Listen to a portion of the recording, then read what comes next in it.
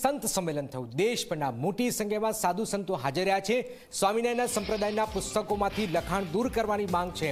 લીંબડી જૂનાગઢ બાદ ત્રંબામાં ત્રીજી સભા મળી છે, જેમાં સ્વામિનારાયણ સંપ્રદાયના પુસ્તકોમાંથી લખાણ દૂર કરવાની માંગ કરવામાં આવી છે।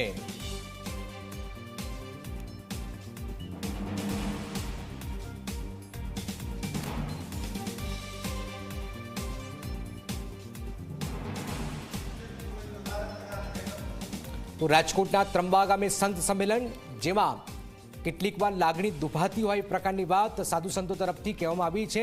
અને જે લખાણો જે છે એ લખાણો યથાવત છે। અગાઉ પણ આપને યાદ હોય તો જે વિવાદ થયો હતો સ્વામિનારાયણ સંપ્રદાય સાથે, ખૂબ જ વિવાદ જાગ્યો પણ હતો અને સંપ્રદાયના પુસ્તકોમાં જે લખાણો લખાયેલા છે એ લખાણો દૂર નથી કરાયા।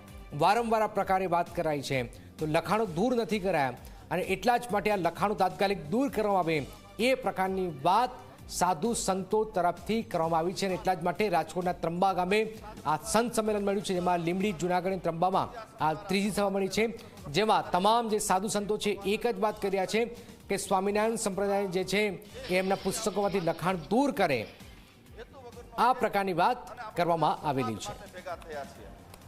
વિવાદ એ સાધુનું લક્ષણ નથી। વિવાદથી પર ઉઠી અને જ્યારે સંવાદમાં દેશના સાધુ જ્યારે જાય છે ત્યારે ભારત ચોક્કસ મહાસત્તા સુધી પહોંચે છે। આપણે ભગવાનને પ્રાર્થના કરીએ કે આટલા બધા સાધુ સંતોની સાધના, એની પોતાનું ભજન, પોતાના અનુષ્ઠાનની તાકાત એ સમાજ માટે, રાષ્ટ્ર માટે, દેશ માટે, ગાયની રક્ષા માટે આપણી શક્તિનો વ્યય થાય એવી ભાવ સાથે બધા સંતો, મહંતશ્રીઓ, મહામંડલેશ્વરશ્રીઓ આ બધા જ આપણને માર્ગદર્શન પૂરું કરે એવી ભાવના સાથે ફરી આપ બધાનું શાબ્દિક હૃદયથી સ્વાગત કરું છું। બધાને જય સિયારામ, જય સિયારામ। હજી અવાજ બરાબર આવતો નથી। જય સિયારામ, જય ગિરનારી। પૂજ્ય મહામંડલેશ્વર લલિત કિશોર શરણ બાપુએ શાબ્દિક પ્રવચનમાં સૌ સંતોનું સ્વાગત કર્યું। આપણી વચ્ચે ભગવાન જગતગુરુ શંકરાચાર્યજી મહારાજ ઉપસ્થિત છે, ત્યારે શ્રી સનાતન ધર્મ સંસ્થાન સેવા ટ્રસ્ટના સૌ કમિટી સભ્યોને વિનંતી કરું અને પૂજ્ય બાપુને પણ વિનંતી કરું કે ભગવાન શ્રીનું સ્વાગત કરશે। પહેલી હરોળમાં જે સંતો બેઠા છે એમને વિનંતી કરીશ કે એ જગતગુરુજી ભગવાનનું સ્વાગત કરવા માટે વધારશે। એકવાર જય જયકાર કરીએ। બોલીએ શંકરાચાર્ય ભગવાન કી, શ્રી દ્વારિકા।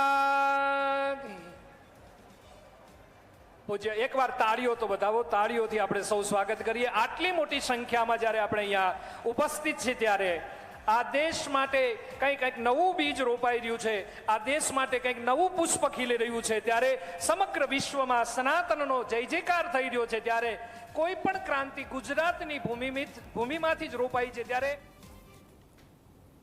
આગળ વાત અમદાવાદ સિવિલ